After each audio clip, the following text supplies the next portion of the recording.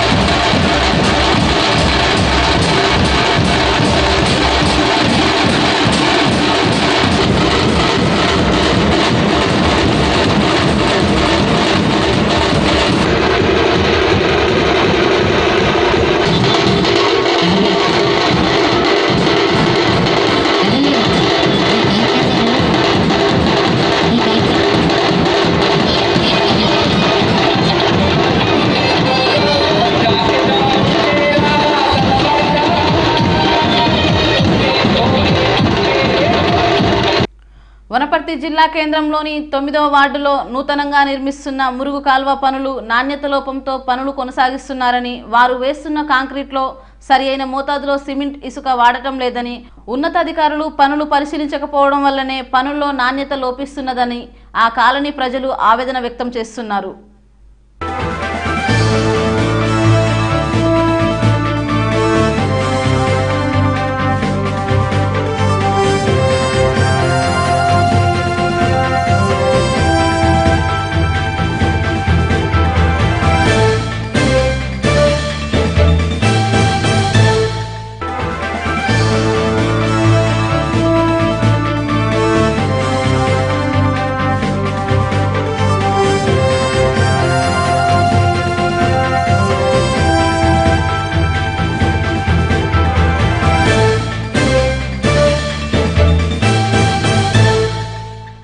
వనపర్తి జిల్లా ఆసుపత్రిలో ప్రసవాలు చేయించుకొని కుట్లు తొలగించుకోవడానికి వివిధ గ్రామాల నుంచి వచ్చే గర్భిణీ స్త్రీలను వారి ఇంటి దగ్గర చేర్చే 102 వాహనాలు ఫోన్ చేసిన 2 గంటల తర్వాత కూడా రావడం లేదని ఆసుపత్రికి వచ్చే గర్భిణీ స్త్రీలు ఆవేదన వ్యక్తం చేస్తున్నారు।